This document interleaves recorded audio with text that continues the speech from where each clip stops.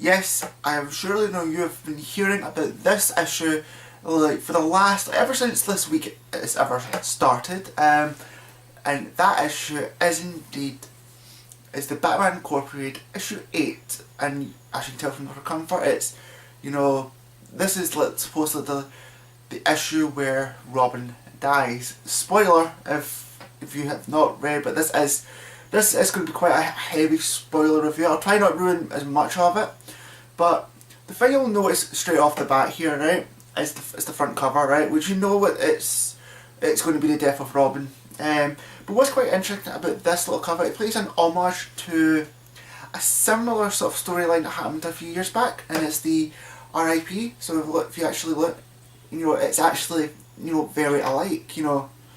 This one I felt was more of a cop out. This one I've got a couple of issues with. So first off, let me just get through my review of this specific issue itself, and then what problems I might have with this being in the main DC universe. Right, the issue itself is amazing. This is like Robin's like sort of turn to shine. You know, everything is going. If you've not been collecting the issues since they've rebooted it, well, not rebooted it, since they brought it back, what is it, like last year, from issues 1 to 7, you'll understand what the story's going on about.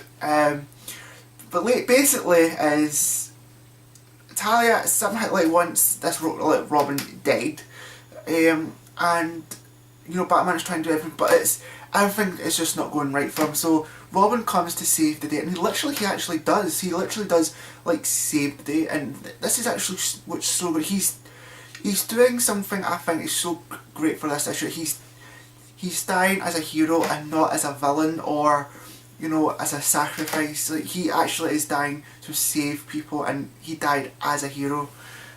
Again, it's spoilers. I'm not going to ruin like how he dies, but the end. But it's like the end pages of it. You are kind of like got that kind of emotional sort of lump, and it pays also a bit of an homage to the Death in the Family of Jason Todd. The way that Batman kind of holds Robin, I get like it is going to be quite an emotional comic, and I think this is probably like the best like issue sort of ever, but it's going to be one of the more talked about issues of, you know, for the next couple sort of weeks, and it will utterly change the whole DC universe completely, and it already has. My problems though with this is basically about with the whole DC universe. See, when they brought back Batman Incorporated, like in September or something, like some point during like last year, I think it was like May or something, right?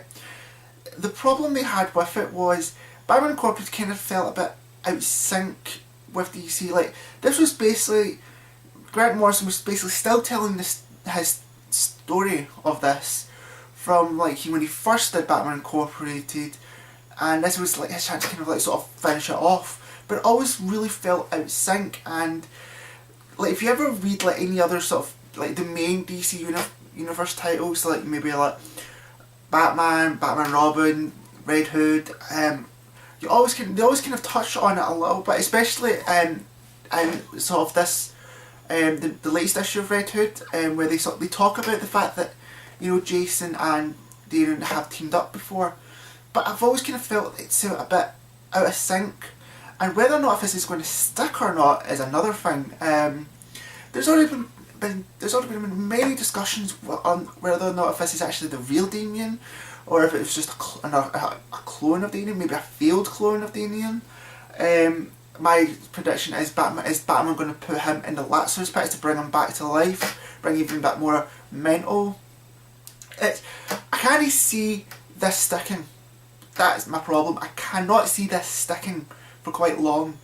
But but the thing is, I'm really like, see, if you ever see any of the issues where Damian is like Batman, it's interesting because he's his own Batman, and I find I was really looking forward to maybe see him be Batman at one point. But all in all, this is actually a really good issue. And this is actually the point, is I went over to my comic book store to pick it up.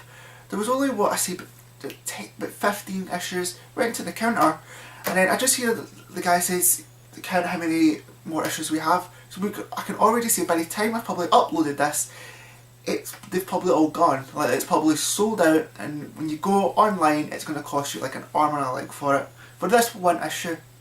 So I think they didn't realise how big of an impact this issue was going to be, but it is quite a really good issue, and again, people are going to talk about it.